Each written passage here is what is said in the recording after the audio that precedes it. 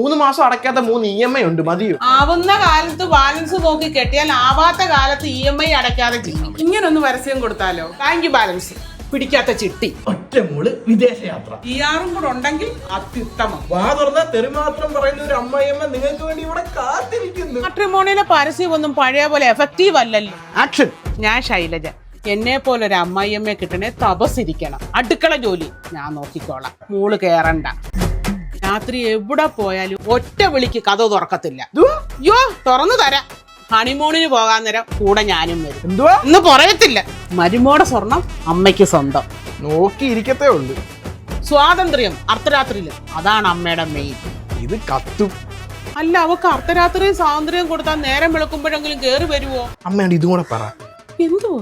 ഗർഭ ശുശ്രൂഷ ദുബായ് മുതൽ കാനഡ വരെ ചെന്ന് മനസ്സോടെ ചെയ്ത് കൊടുക്കപ്പെടും ഈ അമ്മ. അപേക്ഷകൾ സ്വീകരിക്കുന്നു. നീ അങ്ങ് നരച്ചല്ലോടാ. പരസ്യം ചെയ്തിട്ട് ഒരു പെണ്ണിനെ കിട്ടിയില്ലല്ലോ അമ്മേ.